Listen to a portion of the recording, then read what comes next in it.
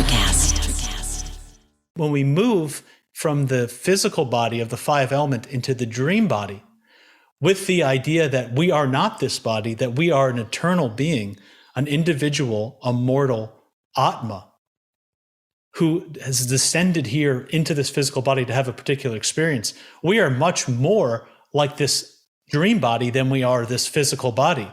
Therefore, when we're stepping into that place at night, we're experiencing much more of, in terms of my experience, of who we really are. Welcome to the Cosmic Love Antenna Podcast. This podcast is meant to encourage you to connect within so you can share your light with the world. And now, here's your host, Harrison Ma. Welcome, mystical beings, to another episode of the Cosmic Love Antenna. This is your weekly installment of your inner connection to your outer expression, where I, your host Harrison, with the beautiful guests I get the pleasure of holding space with, set the intention of holding a powerful container to pull back the layers restricting health, alignment, and love. And today I'm really excited for this conversation. I'm excited for all the conversations that I have, but today it's going to be a powerful one. And I was just sharing with the guest, had trouble sleeping last night because there was so much moving through me. Before I pass to this powerful soul and this powerful guide, just a reminder, beautiful beings, if you get a bit of value out of this chat today, if it brings some things up in you, if it brings some deeper awareness, how you can support the show is by sharing this episode across the podcast universe to your friends, your family, your lovers. You can leave your feedback and reviews on Spotify and Apple reviews in the review section. And remember, you can now join the Cosmic Love Antenna Facebook group and tribe and community over on Facebook. And I would love to see you there. But today on the show, I have the powerful Jason Pickard here with me. Jason is a fellow holistic lifestyle practitioner. He's part of the Czech family. He's a process-oriented, studying within the process-oriented psychology and psychoanalytical realm. He is a powerful healer in his own right, a dreamer of the Dreamtime, a shamanic practitioner, and just a beautiful soul. We're going to get into today the difference and the diving into the dream time and dreaming, where we go within these spaces and places, practices and rituals to create the dream that we desire, mystical and spiritual perspectives, and so much more. Jason, my beautiful friend, welcome to the Cosmic Love Antenna. It is so good to be here. I'm feeling that same energy that you're talking about, just really lifting me up right now. Yeah.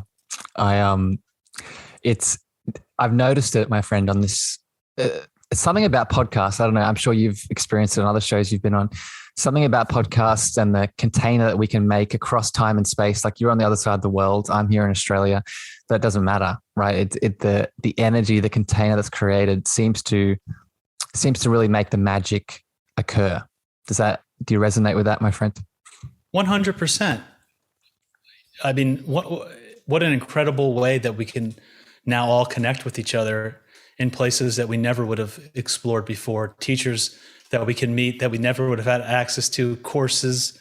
And it's all about this mood of sharing what we love to do, sharing our own experiences. I think we all love to show our friends or our family, oh, look at this great piece of art I made, or this song I wrote, or this poem I wrote, or this movie I watched. We all love to share. We're sharing beings. And I think in that mood is why podcasting is so enjoyable. Yeah. And I think another lens to it is that it's mostly voice only, right? Unless you're watching it on YouTube or something like that, it's like 90% the voice. And as I'm sure we'll probably get into today, our voice is one of the aspects of us that help us co-create with the universe, right? When we start to use our voice, we start to, manifest what our heart desires. And when we do that with someone, it's kind of like we're manifesting back and forth together. And that, I think people feel that power depending on what the topic is. Totally. Yeah. They say in the beginning, there was the word. Yeah. And the word was Om. Yeah. And so we are beings of frequency and vibration and energy. And we so easily forget that. But when we find that right resonance and we tune into that frequency, it gives us a direct experience of what we're looking for. And so if you're listening to a podcast and you're feeling that resonance, it's the frequency that the podcast interviewer and the guest are holding, Yes. in which is capturing you. Yeah. Oh, so many pieces I can jump off there, my friend, but let's go step back a little bit. I want to, for people that don't know who you are, how I like to sort of start these shows is going back a little bit into your past. And I think that the most powerful moment is the moment we're in right now, but our history does help us connect to people that are new to our voices, new to our souls. And how I sort of frame this stepping back a little bit is talking about your pain teachers, my friend, and particularly the biggest one. I would encourage people to go listen. If you're tuning into Jason's voice, go listen to his interview with Mr. Paul Chek on the Living 4Ds podcast. And you detailed your story quite in depth, and it was a very lovely listen. But today, Jason, I'd love to pull out the pain teacher. When you think back at your past and the soul that you are here today in this moment, what is the pain teacher that stands out the most for you, that has really defined, the work that you're doing now, the people that you help, and the love that you bring to the world?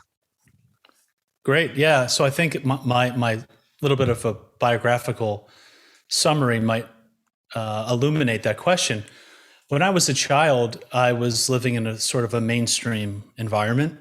I didn't have many of these, great teachings and wisdom teachings around us. I was born in Long Island, New York, very kind of mainstream upbringing. My first loves, interestingly, were drumming and magic, but I very quickly moved away from those and started focusing on becoming a good student and this idea of building a resume and getting a great job and going to college and being successful. I went through a very mainstream education. I went to the University of Virginia, which is a wonderful university. I was really focused on going to Wall Street. I was very focused on being a successful financial trader. And by the time I was 26 years old, I was now a portfolio manager at Tudor Investment Corp, working for legendary trader Paul Tudor Jones, who is one of the most famous traders of all time, who became my mentor. So I was 26 years old. I was working for Tudor Investment. I was becoming the youngest portfolio manager, the youngest partner ever at this firm. I was running a $1 billion portfolio. I was ranked as one of the top 30 traders under 30 in the world, but I was 330. Jason, let me jump in, because I've heard you share the story, and it's magical in so many ways. How does it feel to get to that point? Right. I was listening to you speak about this on some other episodes, and this was the question that was bubbling up for me. And there's a book, I'm forgetting the name of the author, but there's a book called The Two Mountains. And the two mountains, there's this idea that we all have this idea in us of gaining the heights of this momentous ladder that we want to climb. And then when we get there, we find out that, there's another mountain behind it. It's actually of a different kind of nature. So I'm wondering, like, when it seems like at the age of 26, 27, you seem to have ticked off all of those major sort of goals that you have as a human on this planet. When you got there, how did it feel?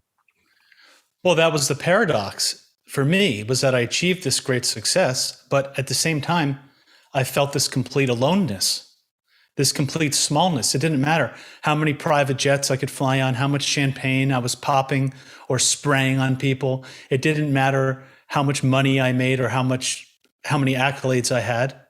It didn't fill me up.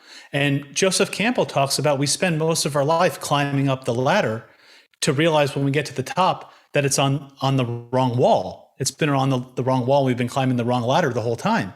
So this was this big paradox for me, is that here I am on paper, extremely successful, but I felt the complete opposite of that.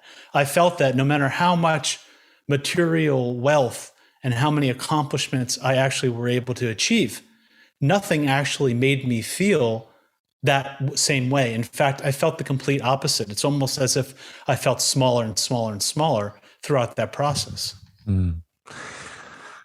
Yeah, thank you for sharing that. Jason. And there's parts of me that are really excited to hear you say that, because, while in my history, I haven't had the exponential climb in terms of monetary and physical success that you've had, there have been parts of me that have craved that sort of, superficial reward.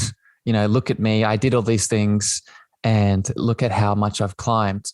But then there's also parts of me that realize that, those are valuable, and they give us insights and lessons, and they help us see parts of us. But there's also this deeper meaning. There's also this deeper space that is wanting to be birthed, in the many ways I'm sure we're going to get to today.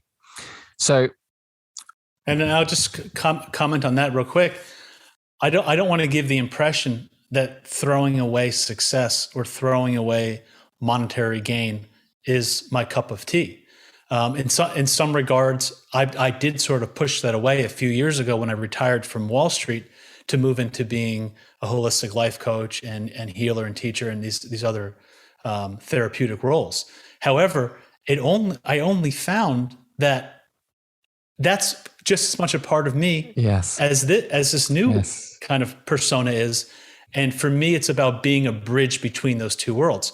How can we be in the world but not of the world? How can we be in Wall Street but also be working towards a larger vision and goal, and take care of ourselves, take care of our family and the world at the same time? So I think being fluidity and not having rigidity in our roles and in our places in society is very important, because it's not about just pushing that all away. It's about doing both. Yeah. Well, we could connect it to the idea of shadow work, my friend. I'm sure that you've looked into a lot of this through the psychoanalytical lens that you've done a lot of work in.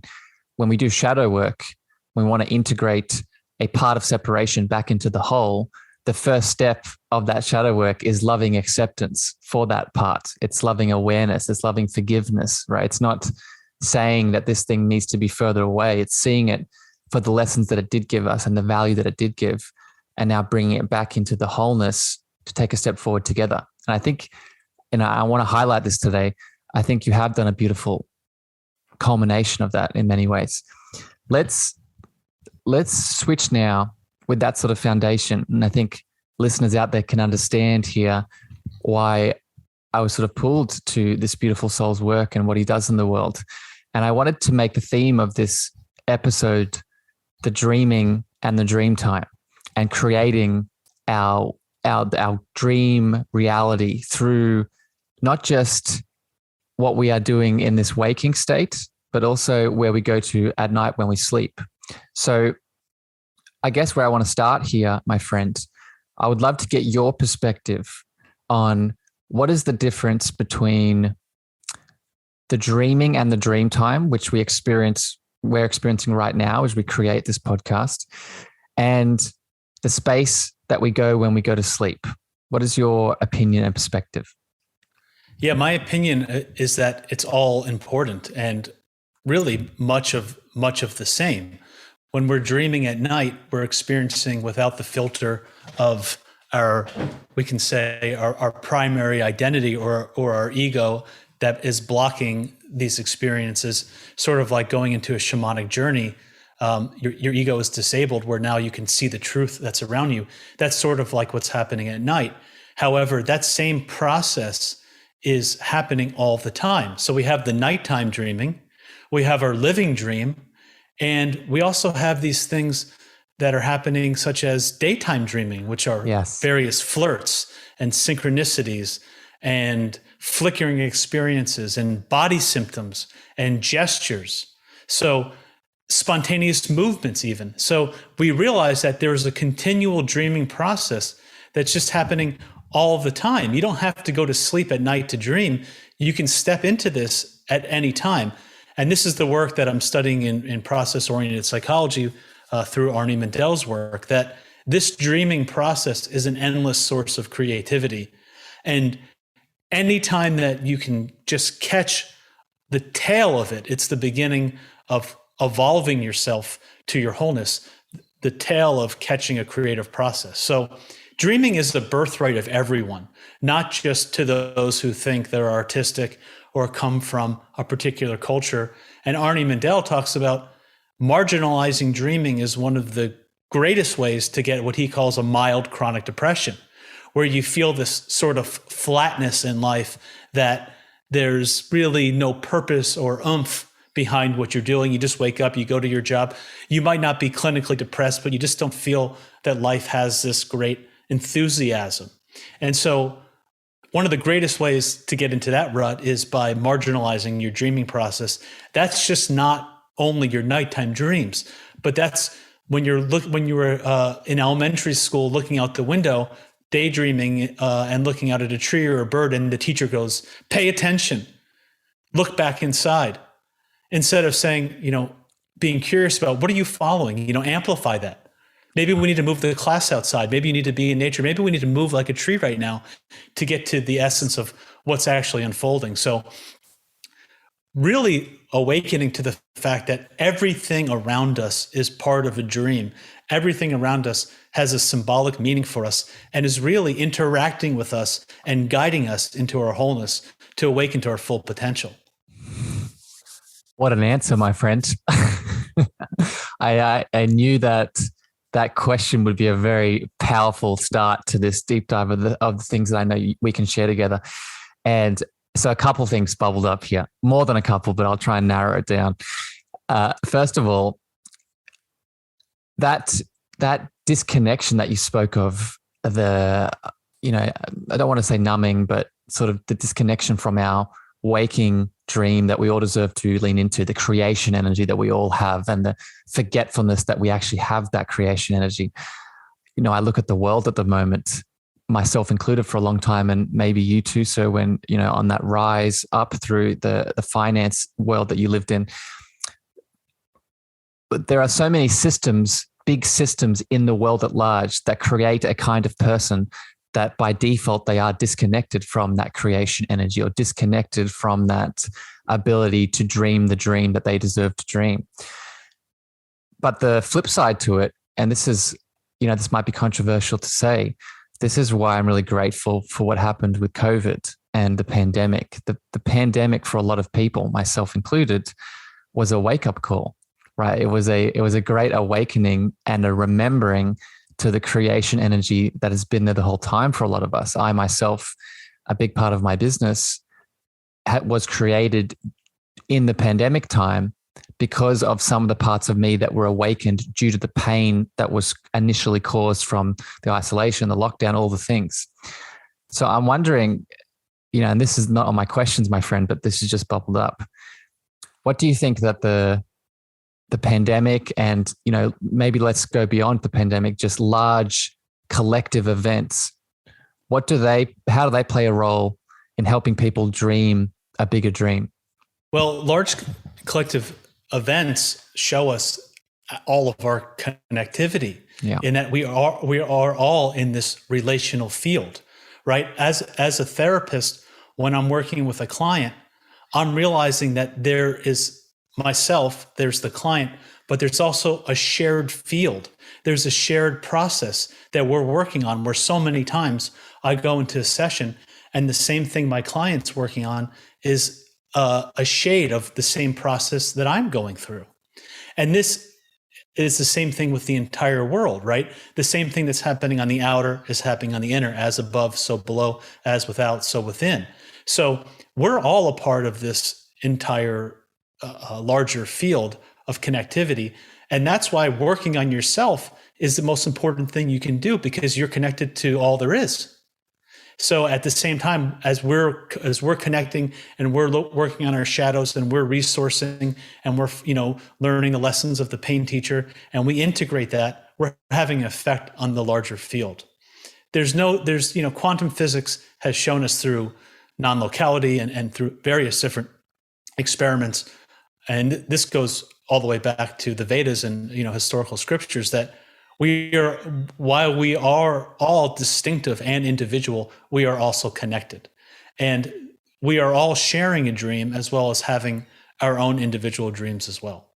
So when you think about the pandemic, it's not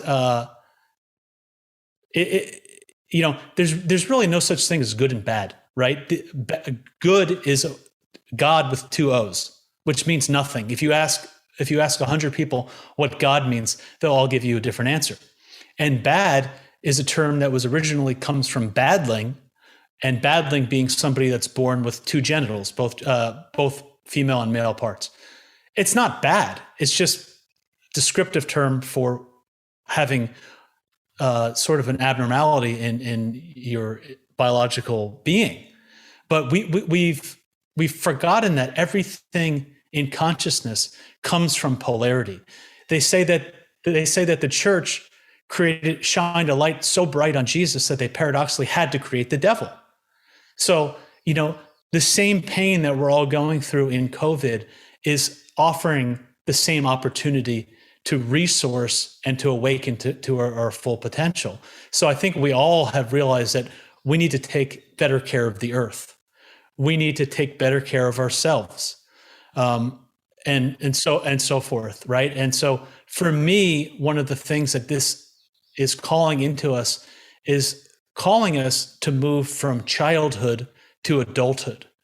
How many of us are just downloading the given story from authorities and just taking it verbatim, versus having to stand up and say, I need to think for myself. I need to become an adult. I need to make my own choices, and I need to decide what's right for me and what's right for the planet. So we're all experiencing this together, and we're all breathing the same air.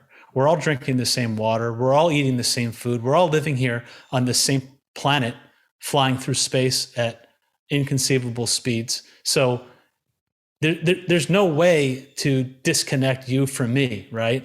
Yeah. And I thank you for breaking that down, my friend. Just for people listening, if you're getting triggered by some of Jason's words, I would highly encourage you, as I always do on this podcast, to don't turn off this episode. Don't step back. Don't, pretend this doesn't exist. I would lovingly invite you to sit with the emotions that are coming up, because Jason speaks a lot of truth right here with that, especially with all of what he said, but specifically with the impetus for us as individuals and a collective, but starting with us as individuals to really step into our power and grow out of that being that, for me, for example, I grew up in an education system that taught me what to think, not how to think. And that led me into my teens and early adulthood, sort of always seeking external power, forces, people, places, and things to tell me what to do. And I heavily relate, and I felt parts of me being triggered with what Jason was saying. But those parts, much like we were talking about before with the shadow, we need to hold space for them. We need to accept them. We need to invite them back into the whole so we can take a step forward together. Jason, I want to take a step back to something you said before, because I don't want to miss this part, and I want to get your perspective on this.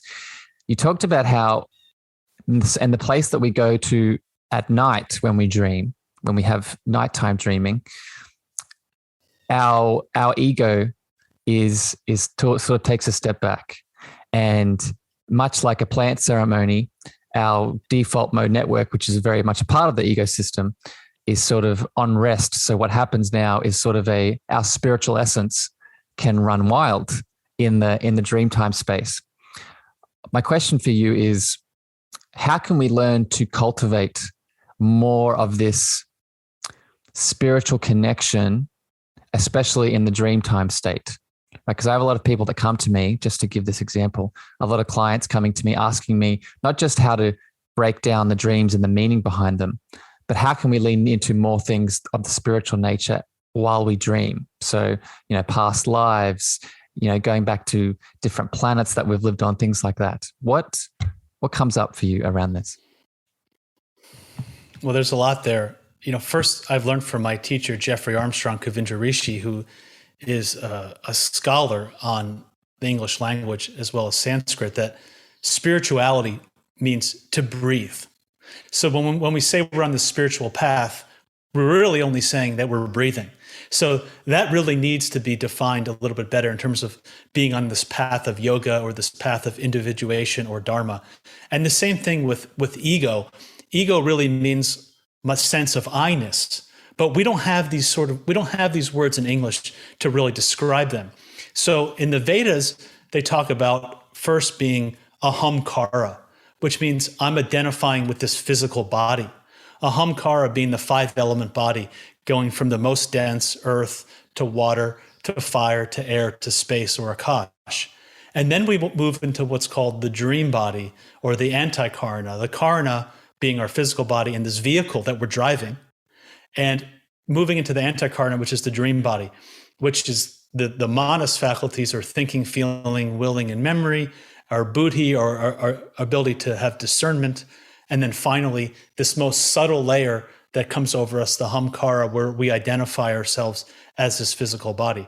But when we move from the physical body of the 5 element into the dream body, with the idea that we are not this body, that we are an eternal being, an individual, a mortal Atma, who has descended here into this physical body to have a particular experience. We are much more like this dream body than we are this physical body. Therefore, when we're stepping into that place at night, we're experiencing much more in terms of my experience, of who we really are. And the best way to really explore this, I would say, is through the daytime, interestingly. So having a relationship where you're walking down the street and all of a sudden a red flower or an animal or a person or an experience catches you. That's your dreaming faculty, literally your environment dreaming you up in relationship to awaken you to something. And so just by following those flirts to say, okay, what is about it that I'm noticing? Why am I noticing this particular person or this particular flower or this particular color? And following that and unfolding that is the greatest way to step into it. There's a million ways to analyze dreams at night. There's a million ways to step into this dreaming process. And none of them are better than any other ones. So there's a million techniques we can go to, but just the idea of participating and living in a dream and awakening to that unfolding, for me, is the first step. And that brings a lot of magic and mystery to your life, because all of a sudden life becomes purposeful, where things that are unfolding around you are happening for you instead of just mechanically or against you. Yeah. I'm hearing a lot. That was, again, a beautiful breakdown, my friend. I'm hearing a lot of, and we talked about this before, really this illusion of separation and disconnection between not just us and other people, but as we're talking about here, the environment, and not only a illusion of separation, but this beautiful microcosm of the macrocosm, right? As you gave the beautiful image of this dreamtime state and spirituality as the breath. And I would take that a step further, my friend. I don't know. Have you spent much time with Joe Rushton in the Czech family? So, I of course know of her. I haven't had the opportunity of really spending time with her personally. So I'm doing a mystery school with her at the moment, and it is about connecting into more of my spiritual abilities and a spiritual nature of life. But within that mystery school, we're learning about this idea of channeling and connecting into our spirits and all of these beautiful things. Yep. And one of the images that we were sharing in the course a couple of weeks ago was that breath that you just spoke about. We could actually take it even further back and say that is really how God and oneness expresses all of the individuals, right? So whatever people listening out there, and this is what I want to get your perspective on, sir, see how this matches into everything that you're saying.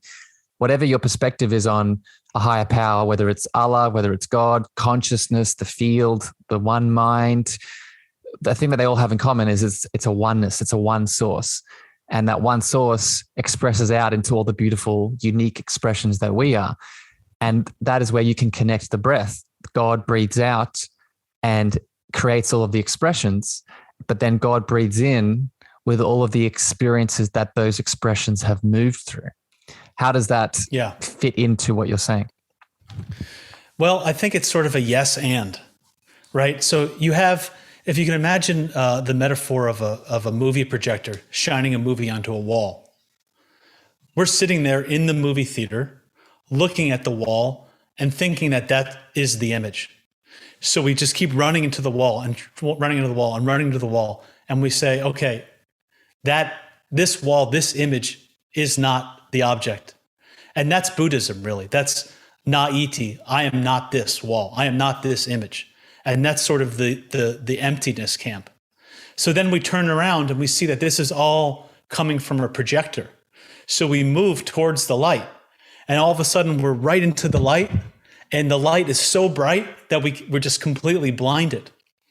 And then we kind of turn around and realize that that light that's shining onto the wall is made up of hundreds and thousands of individual rays, almost like rays of the sun. And that is our individuality emanating from that oneness.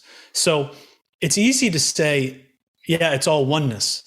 But that throws away the individuality and the importance of our responsibility to be ourselves.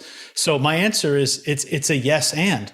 And the interesting part is that if you move through the projector into the film room, you see that there's a film being projected that actually took place somewhere else. There's a director, there are actors, there's all of these people that, somewhere else this happened. So this is almost like a projection of a virtual reality into where we are. So there's all these different ways to look at it. Yes, there is oneness. Yes, and what I've learned from Jeffrey Armstrong is that we do all emanate from the same place. And in our essential nature, we are the same. Yet we are also individuals. Yes. Distinctions and differences are real. Yeah. And we're also the same. Yeah. I think this is also where the power and the universal law of free will comes in too, right? We have that free will choice to make those beautiful individualized expressions and choices within it. I love that analogy of the projector. I haven't heard that before. My friend, I want to take this in another direction now, still within this sort of dreaming sort of system. And I want to sort of share my experience here and then get your perspective on this. When it comes to our dreaming and creating the world that we want, creating the goals, the passion, the life that we deserve through our dreaming, whether it in this daytime, dreamtime, dreaming, or at night in our dreams, one of the challenges that I feel I've definitely faced and other people have in the world is the externalization of the self, meaning that we go outwards and project our desire, our dream, our goals, our value on outside things, people, places, and things. So for me, for a long time, it was substances, alcohol, drugs, and traveling, women, all these things. And there are parts of me that, and we talked about this at the beginning of our chat, that hold guilt and shame for those choices. And that when I was in that act, in that experience, I wasn't being spiritual. I wasn't connecting into the dream time. But I recently read a book that I'm sure you've read, my friend, The Shaman's Body by Arnold Mandel. And in there, he talks about, and this really illuminated me, and this is what I want to get your perspective on. He shared the experience of the natives of Australia, and I'm sure this is a global phenomena, but he gave the example of the natives in Australia who succumbed to substance abuse. But he talked to I think it was an elder, and he was explaining that even in that substance abuse, there was a part of them that was still seeking this higher dreamtime spiritual connection, even though from the outside it looks like we can project that person's just abusing a substance. So I'm wondering what bubbles up for you around this idea of the externalization of the self, substance abuse, and its connection to the dreamtime and the dreaming that we all have. Great. Yeah. So that was a lot. That was a lot. No, it's good. This is the same thing that happened to the Native Americans in the United States. You take people who are living in reciprocity with the land, who have a connection to spirit and a greater purpose for life, and you come in and you just denigrate all of their ways of living. You take them off of the land, and now you're putting them from circular based teepees into rectangular buildings, and you're stripping them of their culture. You're teaching them a different kind of education. You're doing all these various things. And ultimately, you see that what arises is addiction. And this addiction, for example, if we think about alcohol addiction, alcohol is called spirits. But what's really happening is we've lost our connection to the big spirit, capital S, right? It's this sort of numbing or this pacifying of really a deeper longing to connect to something greater. So when you come in and you take away the culture, you take away the way of living for various groups, it's not a surprise that what slips in is addiction. And that addiction in Arnie Mandel's work is really another part of the dreaming process. In fact, it can be looked at as an ally, because underneath that addiction is something that is trying to awaken you back to your wholeness and to your connection. Yeah. And, Angelos Arian, thank you. Yeah. I mean, it is powerful. And, Angelos Arian, speaking of addiction, was a wonderful mentor of mine. I never met her. Hasn't been alive since I've looked into this stuff, but I just felt this very deep connection to her, which it's hard to explain. But she went around the world and she studied various cultures and found that there are 4 universal categories or types of addictions and where these come from. The first one was an addiction to intensity. So there's this fear of being dull, boring routine. And, in that one, there's this passionate heart that is waiting to be claimed. There's an addiction to being fixated on what's not working. And what's waiting to be claimed there is this gift of vision, focusing on what is working or shape-shifting your experience. There's an addiction to the need to know and control. And what's waiting to be claimed there is trust and patience and wisdom. And finally, an addiction to perfection, not tolerating mistakes. We dehumanize ourselves and others.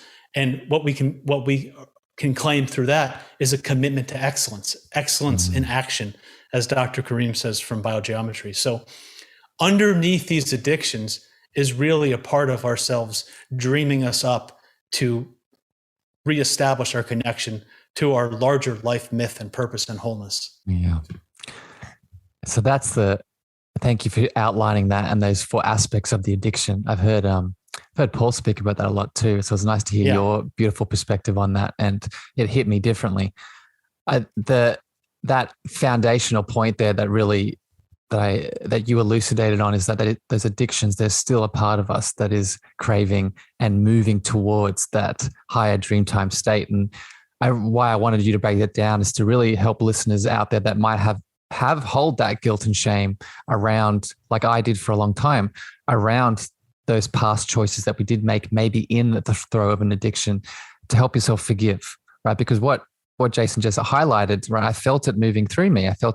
Moving through me and helping the parts of me to finally let go, right? Of the judgment, of the shame, of the belief systems projected on the choices we made in that throw of addiction. Once we can understand, once we can give ourselves a bit of love around it, right? That's really where healing starts to begin, right? And maybe we can see which of those 4 aspects of the addiction we fall into. Yeah, and how else can you help anyone else without having experienced it yourself? Yeah.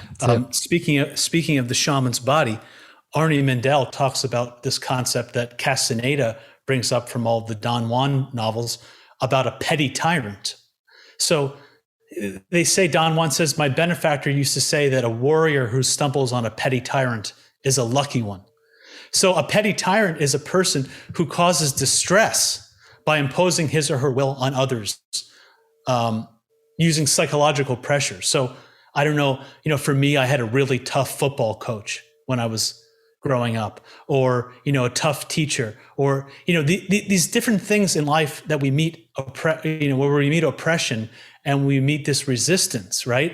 These petty tyrants, these button pushers, these people that can throw us off balance are really our most effective teachers, because they force us to closely monitor our own reactions and our habitual behaviors, and really, not only stand up to them, but find our way through them and get resiliency and more knowledge on this path. So, addictions, bad dreams that we say, or difficult people in our life that we're in conflict with, all of these things are part of our own dreaming process in order to awaken us to becoming more whole ourselves. Yeah.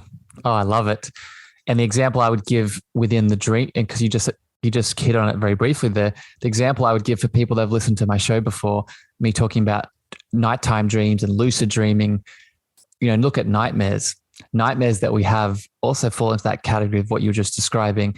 They're such beautiful teachers, right? The key to moving through a nightmare is to not keep running away from the thing that you're moving from, the scary dog, the creature, the man. It's to actually turn and face it with love and acceptance. And when you do that, the scary figure transforms into something you're meant to see. It's an aspect of self that, for whatever reason, unconsciously you're probably shifting from. I love to just say two things on that real quick. Yeah. One is, yes, you're right. Maybe it's that you need to become that dog. Yeah. Where do you need a little bit more bark in your life? Where do you need a little bit more of that primal energy? So we look at these things as good and bad. Oh, that was a bad, scary dream, but we're the one producing it. It's the same way as that if we take a psychedelic medicine and we said, oh, I had a really bad trip, but all that's happening is we're seeing what's lying underneath the surface of our own psyche. The drug or the molecule we're taking is not programmed with this horror movie to show us. It's just showing us what's already there and buried. So I always laugh when people come to me and say, oh, I had a really scary dream or I had a nightmare. To me, it's just, that's your own psyche bringing a level of intensity to really wake you up to this point that you need to look at this. Yeah. Beautiful, my friend. That's, I hit that point all the time, and it's nice to hear you emphasize that. I hope people are listening that hear me talk about dreams all the time. That point, and this is not a dream thing either. This is not just a dream thing. I was having the same conversation about money yesterday, right? And how people will look at, I was sort of coaching someone around money mindset, and how, if we look at our bank account and we say that bank account, oh, I feel it's my money, my numbers in my bank account are making me feel guilty or fearful or sad or shameful or whatever. It's not the money. Whenever we look at our money and we feel a sense of emotion, the money's not giving us that emotion, that feeling, that sensation. The money is just reflecting back to us what's been there the whole time. That's exactly what you're talking about with the dream space. Jason, I want to shift here now to another big topic within this dreaming aspects and this dream time, and it's the role of music and the role of instruments and using shamanic practices within the music perspective to amplify and bring us closer into the awarenesses around the dream time and around dreaming in general. So I guess where I want to start with this, and we're going to go a bit deeper here, and we'll finish the show today with an expression of some of your beautiful music and the things moving through you. Let's start simple. Where do you think music, drumming, rattling, singing plays a role within this Dreamtime conversation that we've been having today? Yeah, thank you. Well, the drum is the heartbeat of our ancestors. It's the heartbeat of our soul. It's the heartbeat of Mother Earth. It's our mother's heartbeat. It's the first instrument we heard in the womb. We heard the bum, bum, bum, bum. We heard the drum before we heard anything. So it takes us back to our most primal nature and to a connection to our lineage and our reason for being here and to who we really are. So there are four key directions that are used in shamanic culture. There's the north, the south, east, and west, obviously. There's also the center, and then there's the non-cardinal directions like northeast. And, you can break it down a million times. But if we're sticking with the 4 key directions, each one of those is representing a particular kind of energy. So in the east, with the morning sun, you have the rattle. The first instrument we hear after we're born is the rattle, right? You give a baby a rattle, and this is this awakening. And you move into the south, and the south is the level of healing, and we have the drum. In the west, we have this idea of our ancestors and dancing and the great mystery. And the shamanic cultures use the foot rattles or the clapsticks. And in the north, we use the flute or the bells. And so each one of these instruments represents a particular kind of medicine based on a particular kind of energy and in a larger framework. And so they're used as tools to awaken and harmonize various aspects of ourself. So if you're singing a song for the West, which is more about the physical body, more, the season, the fall, it's about storing and holding and grounding. It's honoring the 4-legged ones and our inner teacher. It's dancing, meditation. It's about purpose and imagination. And, this list goes on. You would use a particular kind of beat, a 3-beat, instead of a 4-beat or a 2-beat, and you might use a foot rattle or a clapstick in your song. And so each one of these directions has particular components of them that represent that energy in nature, and there's instruments that go with them. So, the drum, the flute, the rattle, the foot rattles, dancing, singing, sitting in meditation, being in ceremony. This is as ancient as human. Yeah. And it's an amplification in many ways.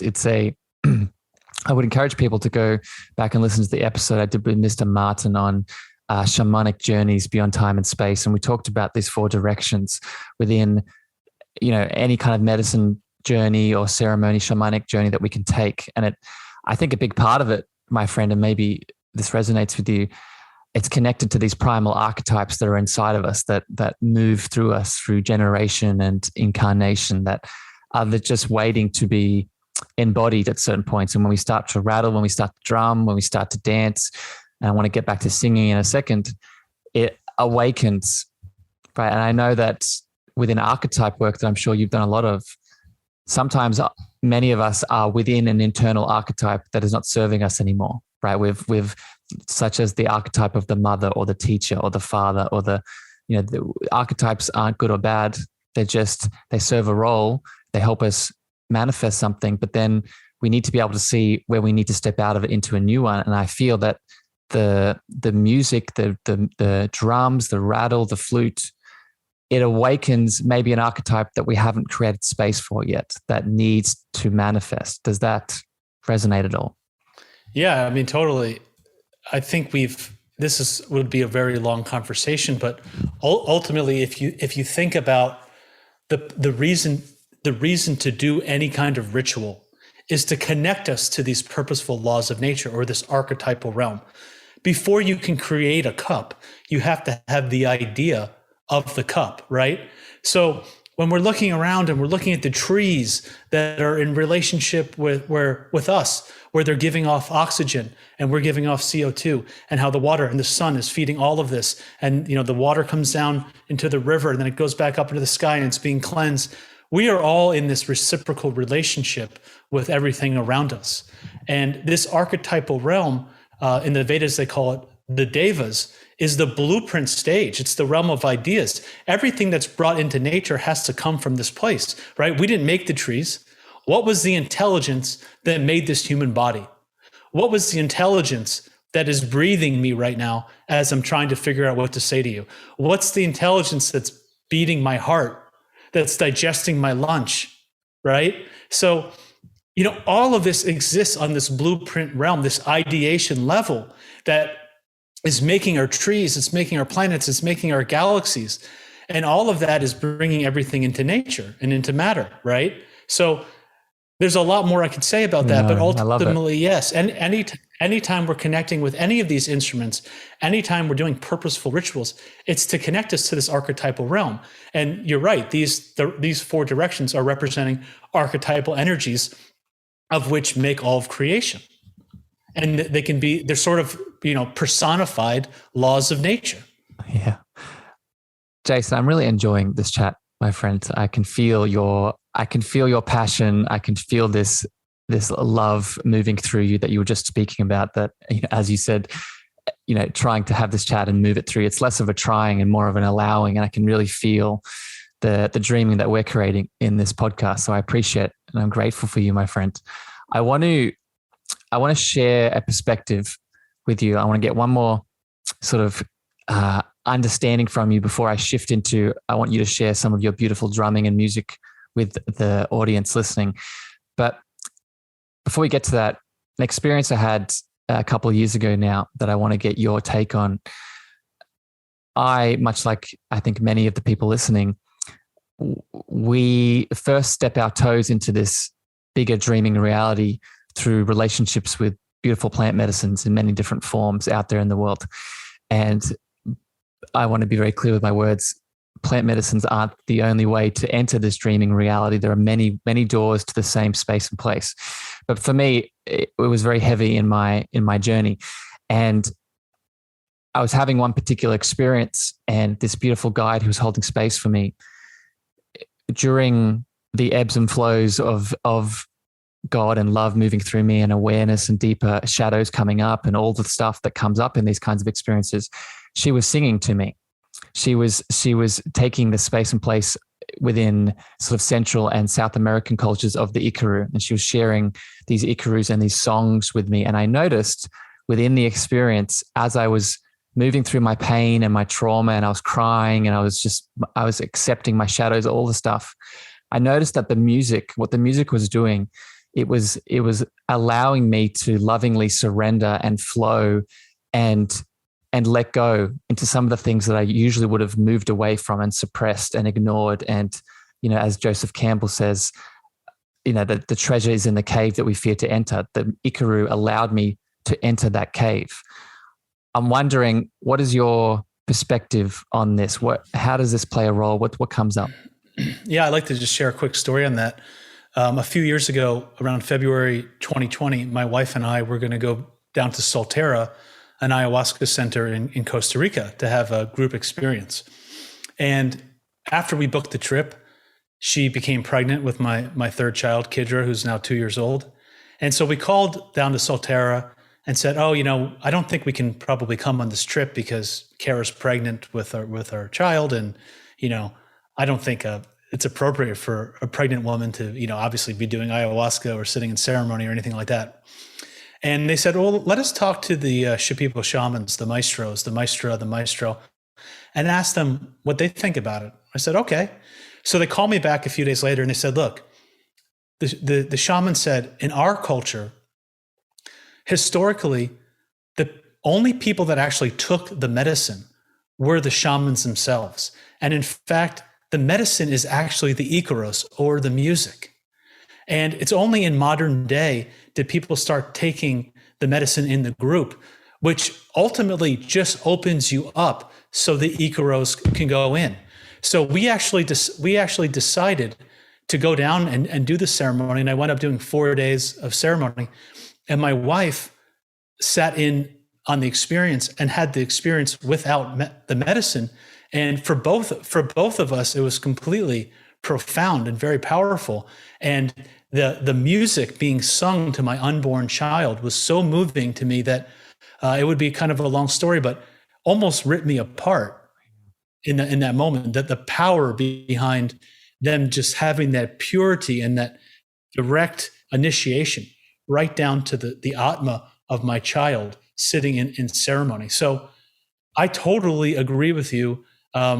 In a ceremony like that with a trained shaman, the music is really doing the healing. The way it will move inside of you, create an emotion or a feeling or a purging before even your mind can even think about what's happening. It's just this instant connection where you can just see it taking shape inside of your own being. And until you've had that experience, it's quite mind-boggling. So music is medicine. The Native Americans say, sing for your life. Sing for your life. It's really, if you can talk, you can sing. If you can walk, you can dance.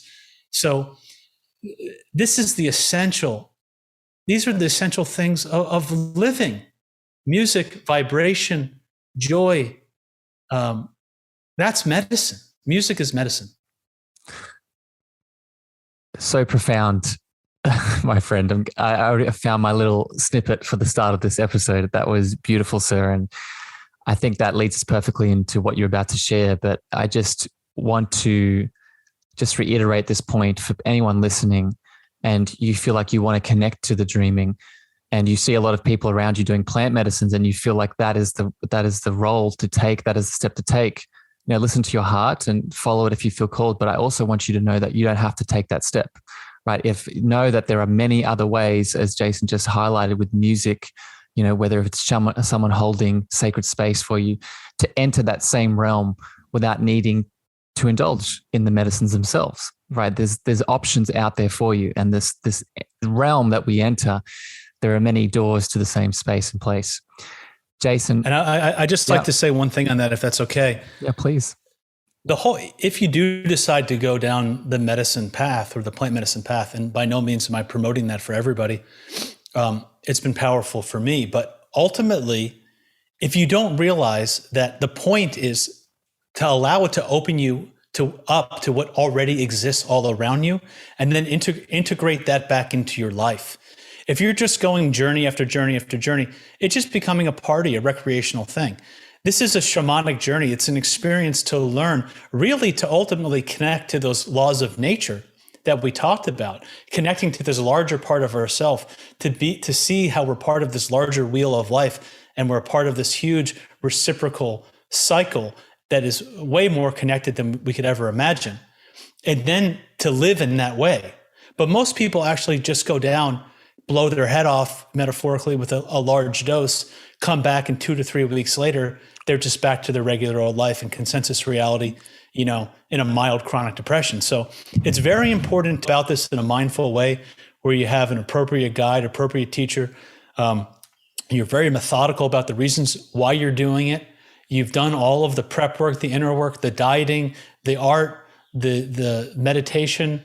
You're in alignment with all of that. And then you have a very serious integration process back, where you can say, what did I learn from this experience? And how can I use this to improve my life and those around me? Yeah, so important. The integration, again, this goes back to the externalization of the self before. We're so busy, even in these plant medicine ceremonies, looking to the next thing. So we do it, and I'm like, okay, done it, ticked it off, had the experience, got the awareness, heard the Icarus, went to Costa Rica, and now let's move on to the next thing. But if we aren't working in as much as the working out of the experience itself, then that balance isn't obtained. Native Americans say a year and a day. A year and a day from your plant ceremony to the next. A year and a day to really integrate everything that you've learned, so you can walk away and really embody that, or you're just jumping from experience to experience, and you're really just wasting a bunch of medicine. Just to say one thing about Angela Sarian, she says, you can learn a lot in the fast lane, but you need to move into the slow lane to integrate. And so, we could go speed in the fast lane and go do a plant ceremony, but we really need to move over to the right lane, or the left lane, I guess, depending on what country you're in, but move into the slow lane and really slow down and integrate it and see how this can work for us in our life. Yeah. If you're listening to this again, if this is another trigger point for you, really sit with this. And this is where I think, and I agree with this, where people come to me sometimes and they say, how can plant medicines be a part of the spiritual practice? And I think this is where this beautiful medicine does tiptoe over to the other side of being a challenge, when we don't do these steps that Jason is beautifully highlighting, when we don't take the awareness, take the attention, take the integration and the love. Jason, I want to now sort of transition into what you were beautifully saying before about this music allowing us to open the gateway. And I want to, before we finish off this podcast here with my final question for you, I want to now give you the opportunity to share with the beautiful listeners who have been connecting to your voice today a bit of your own music, a bit of your own beautiful voice. And we talked about you sharing maybe some drumming, maybe some music that might be coming up for you. So I'd love to give you the mic now, my friend, to share anything you would like to share. Yeah, thanks for the opportunity. You kind of, well, you didn't spring it on me, but you sort of did in a way. So I'm letting it kind of spontaneously come up. But one of the things I think might be useful is if I just lead everybody in with this very simple meditation called the Ishtaba breath that I learned from White Eagle Medicine Woman, and then allowing that to take you deeper into your heart. And I will sing a Native American Vision Quest song for 1 or 2 rounds, and just allow this song to see what you can call forward in your dreaming in your life at this moment. So we'll start with the heartbeat rhythm as we discussed, and then you'll just hear my voice and a little bit of singing.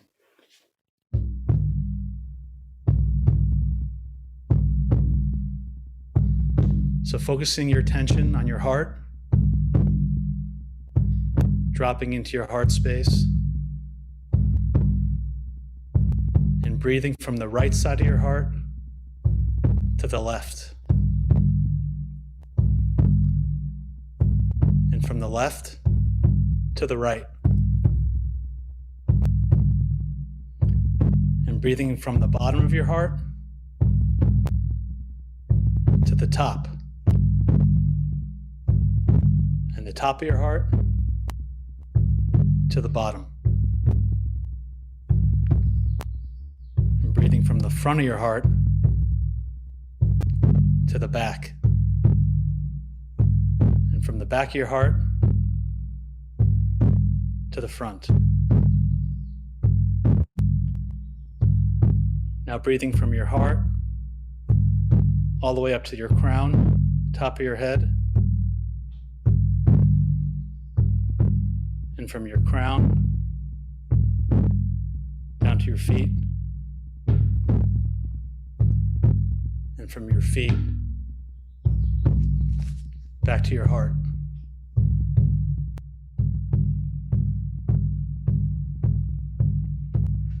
Way high oh, way oh hey, way high ho, way oh hey, way high ho, way oh hey, way high ho, way, ya hey, ya hey, ya hey, ya ho, ya hey, ya hey, ya hey, ya ho, ya hey, ya hey, ya hey, ya ho, ya hey, ya hey, hey, ya ho, way high ho, way oh hey, way high ho, way oh hey, way high ho, way oh hey, way high ho, way, ya hey, ya hey, ya hey, ya ho, ya hey, ya hey, ya hey, ya ho, ya hey, ya hey, ya hey, ya ho, ya hey, ya hey, hey, ya ho.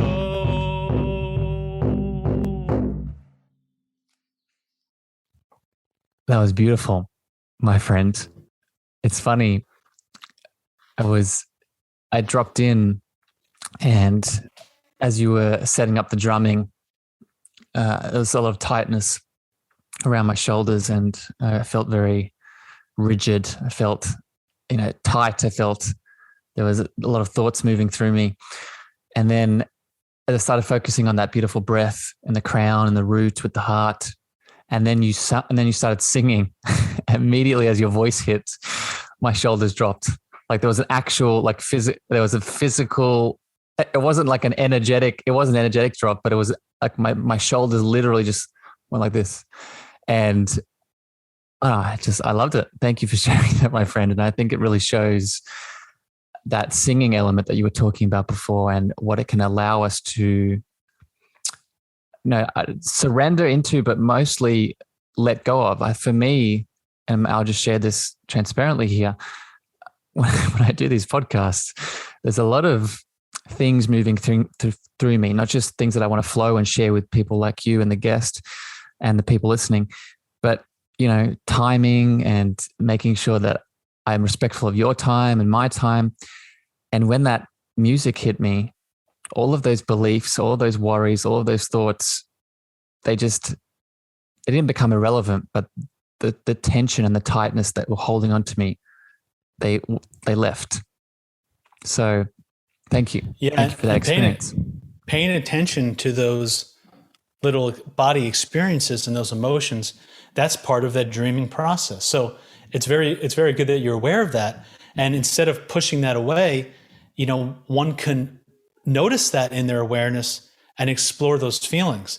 So, I'm all about going over our edges, right? Our edges are these things that say, oh, we can't do this. A man has to be like this, or a woman has to be like that, or I can't sing in public, or I can't do that.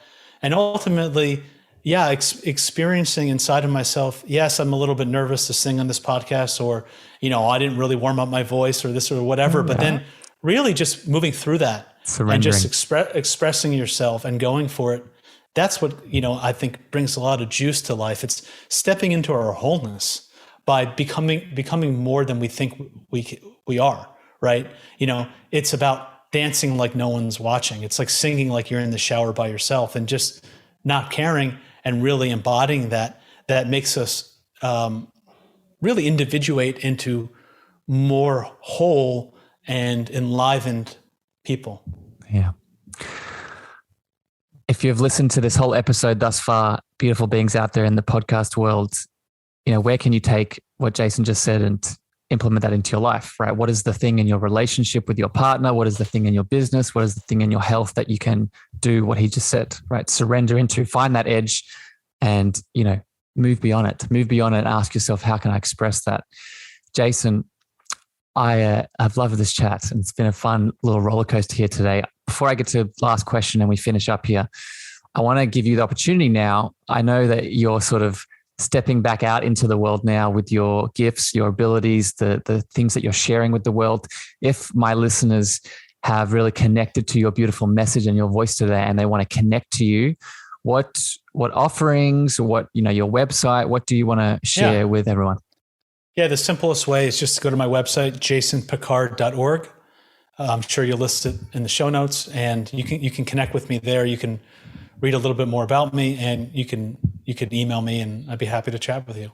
Yeah, I love it. And as always, beautiful souls, click the details of the episode in Spotify or Apple, wherever you're listening to this, and you'll see all of Jason's beautiful resources, websites, and ways to connect to him. My friend, the last question I have here for you today, and I'm already predicting we could do an episode just on this in itself. But the theme of this podcast, the intention is to really get to the deeper definitions of what love is in this world, right? Love, as I define it, is really this deeper mystical embodiment of love that is inside and outside of us. So I'm wondering, sir, how do you personally define that love word yourself? Well, this is quite a long topic, to be honest. There are many different answers, right? Paul Chek quotes love as being the flow of energy and information to empathetic and compassionate flow of energy information between two people to self or other. He also has the love model, which is L being life or desire, 0 being full potential, and VE standing for volt electron or will. But for me, the important thing to ask is, ask yourself, why is there so much beauty all around me? Why am I so hopelessly attracted to all this beauty? And why can't we keep it, right? If you go back to my original story, I had all of this material stuff, but why did that feel so empty, right? Maybe we can have it for a minute, a year, 20 years, 50 years, but ultimately it fades, and it seems like, it was just like that. So we're all attracted by this force, and it's the most powerful force on the planet, right? So we're asking these questions: how can we hold on to this? And so in English, we use the word love. And that's not a very descriptive word. I mean, I don't know if you've ever seen the movie Anchorman, but yeah, it reminds me of this part where Ron Burgundy is screaming out, "I love Veronica," and he's screaming at the top of his lungs. And they go back and they're saying, one of the guys is saying, "Ron, tell us what love is like." And he says, "Well, it's really hard to explain." And someone's saying, "Oh, I've been in love once." And Ron says, "Well, what was her name?" And he goes, "I don't remember." He goes, "I don't think that's really love, right?" And then you have the other character saying, "I love lamp, I love this, I love that." So we really do say that. We really say, "Oh, I love my job, I love my daughter, I love my grandma, I love this, I love pizza." But in the Vedas, they have these rasas, or these tastes of love, right? So there's all of these different kinds of loves. There's the Shanta rasa, where it's like the love you have with a pet. There's an intimacy, but it's across species, right? Yeah. Then there's this dasyam. There's this love of being in service. So it's this part of service that's rewarding and fulfilling. And, you could be serving a great figure that's really supporting the world, or you could be serving, an intimate partner. You could be serving great spirit. There's friendship. There's the love between two best friends, somebody that you would tell your most intimate secrets to, that you give the keys to your house. There's the love that you have with a baby, right? And then there's this intimate love as well. And there's a lot of different things we can go into here, but for the sake of time, we'll just say that this is the ultimate question, is that how can we find this everlasting beauty in this world that seems so temporary when it comes to these kinds of things? And it really is exploring these relationships in a loving, fresh way. And it's realizing that ultimately we need to turn from outside to inside. That having this relationship with this archetypal realm, having this relationship with spirit, and having this relationship with ourselves, and having these different kinds of rasas, or these tastes or flavors or dances that we're in life, that's how we ultimately experience and find these things. It's not a one size fits all, or a one flavor, only vanilla ice cream kind of thing. And this would be an entire podcast, but no, I think it's beautiful. It was. Yeah. It really was, my friend. And welcome to this podcast. Welcome to why I sort of felt the pull to really connect into this word, not just through the teachings within the Czech Institute, that breakdown that you gave with the love, LOVE, but there's just to add my quick reflection here, those beautiful nuances and those unique expressions of the love between the different kinds. For me, it's not a matter of adding on of this love. It's a pulling back of the layers of that love that's been there the whole time, right? And the question that comes up through that is, what are those layers, right? And for many of us, it's a lot of what we've talked about today. We know, whether it be through the collective events, whether it be through the things that we don't put in, or are toxically putting in our body, through our unconscious traumas, all these things. So yeah, well, I might have to have you back, my friend, and we can do an episode just on that 4-letter word. I love you very much, sir. Thank you for spending time with me today. Thank you for sharing your love with everyone listening. Beautiful souls out there in the podcast world. Thank you for giving us your attention, your ears, your heart today. We will catch you next time here on the Cosmic Love Antenna. But until then, we both love you very much, and we'll see you very soon. Bye, everyone. Thank you for listening to the Cosmic Love Antenna podcast. We hope you enjoyed. Be sure to follow Harrison on Instagram, Twitter, and Clubhouse at Harrison Ma. That's Harrison, MEAGHER.